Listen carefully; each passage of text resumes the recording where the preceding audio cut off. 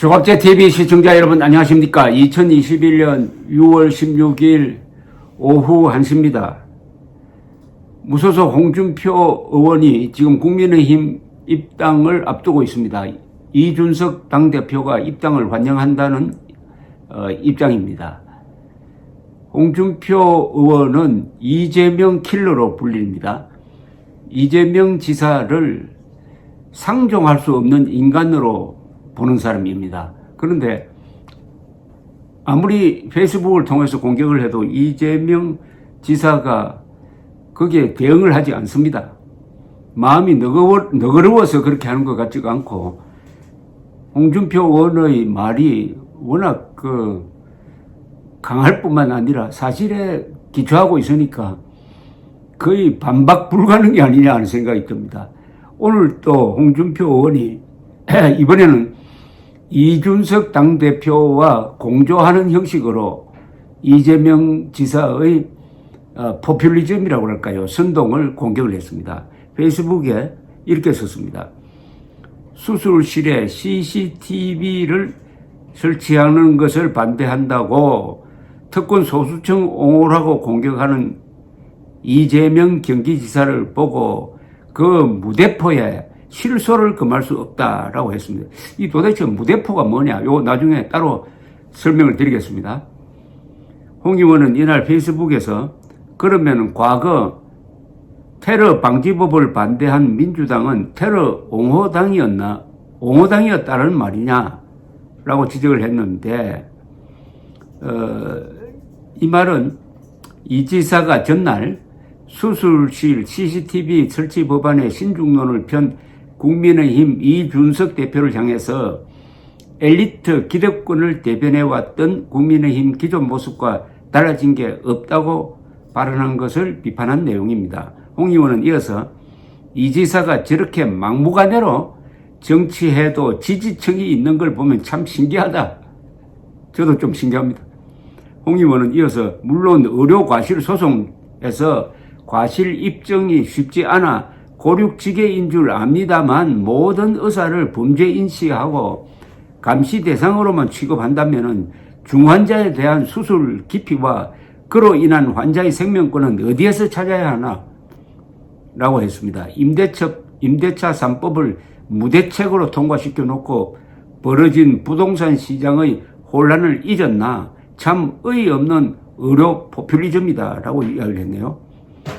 이 수술실 CCTV 설치 법안을 둘러싼 여야 공방이 지금 계속되고 있습니다.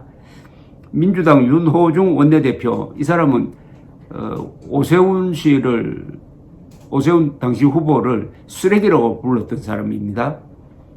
원내대표는 의료사고 은폐와 수술실 내 범죄를 막기 위해 CCTV 설치가 필요하다며 국민의힘과 이준석 대표에게 관련 법안 처리에 협조할 것을 압박을 했습니다. 이준석 대표는 라디오 인터뷰에서 의료사고를 줄이자는 목적에 동의하지만 의료 행위에 의사들이 소극적으로 임할 수 있어 국민 건강에 더 긍정적인 방향인지에 대해 전문가들의 의견을 좀 더 청취하고 입장을 내겠다고 밝혔습니다.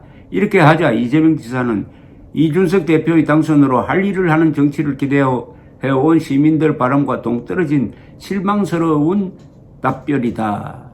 그러자 이 대표는 민주당은 언제까지 선악을 조장해서 여론조사 정치를 하실 건가? 라고 대받았습니다. 그런데 수술실에 CCTV 설치하는 것은 의사의 문제이기도 하지만 수술을 받는 사람의 문제이기도 한 거 아닙니까? 수술을 받는 사람이 발가벗고 자기의 오장 육부까지 다 드러내는 걸 CCTV에 촬영하도록 의사들만 감시하는 게 아니라 이것은 가장 어떻게 보면은 어려운 처지에 놓여 있는 환자들의 인권도 생각해야 되는 것 아닙니까? 이것은 이런 걸 하겠다면은 저 화장실에도 CCTV 설치해야 됩니다. 화장실에서 졸도하는 사람 많아요. 그 다음 목욕탕에 설치해야 되죠.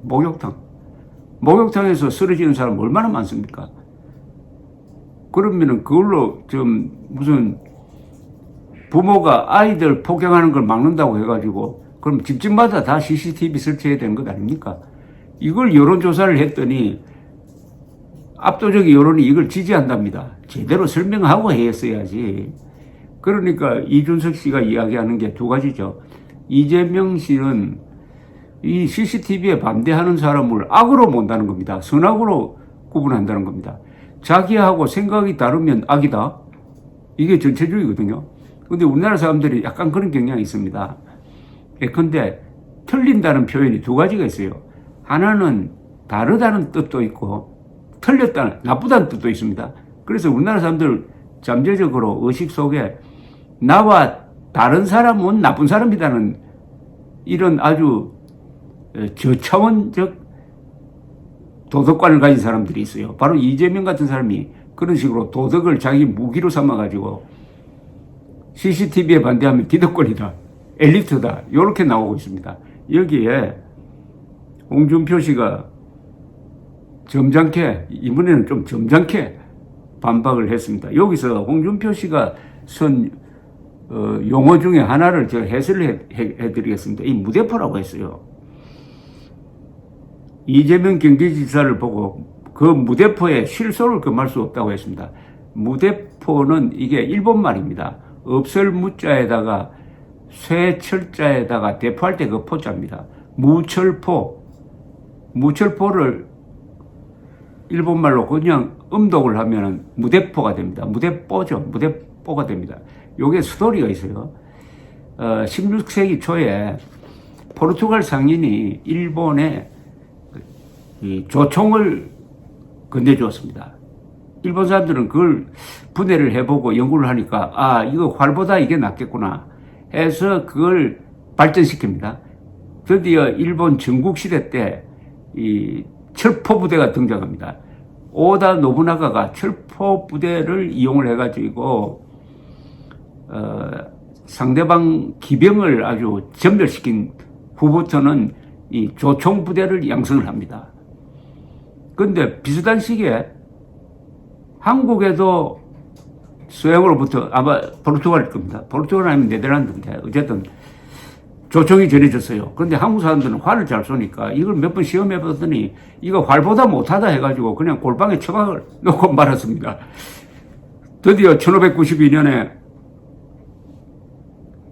약 15만의 왜군이 부산에 상륙했습니다. 조총부대가 앞장섰습니다. 거기에 한국은 활로서 대응을 하니까 그게 승부가 되겠습니까? 제일 좋은 예가 탄검대, 충주 탄검대에서 결전이 벌어졌습니다. 신립 장군이 자랑하는 기마부대를 데리고 왔습니다. 저쪽은 조총 보병이었습니다. 거기서 기마부대가 그날 또 이게 늪지대 비슷한데 빠져가지고 제대로 기동하지 못하고 또 배수진까지 쳤다가 전멸하고 말았습니다. 무대포는 어디서 나왔느냐? 조총을 무시하는 사람을 무대포라고 합니다. 무대포라고 하면은 그게 어떻게 되느냐? 일본에서는 막무가내다. 아무 대책도 없이 강경 발언을 하는 사람을 무대포라고 합니다. 무대포와 철포부대가 붙으면은 무대포. 여기 어떻게 보면 임진왜란 때는 조선군대가 무대포였어요. 무대포로 대응을 하다가 그렇게 홀이 난 그런 사례를 들었는데, 이 무대포란 말을 우리 일상 용어에서 많이 쓰는데 정치인이 쓰는 게 적당한지는 조금 생각해 볼 필요가 있는데, 뭐 외래어라 일본 말이라고 해가지고 일상생활에서 쓰지 말라는 법은 없습니다. 어느 언어는 외국 말도 그냥 쓰는 것도 좋아요. 뭐 시다발이란 말도 요새 많이 쓰지 않습니까? 그런데 무대포를 다른 말로 쓰면은 막무가내다 뭐 이렇게 대체할 수 있겠는데, 어쨌든 오늘 홍준표 씨의 발언을 계기로 해가지고 무대포라는 용어 그리고 그와 얽힌 역사적 사례까지 설명하게 된 점에서는 잘 썼다는 생각도 듭니다. 감사합니다.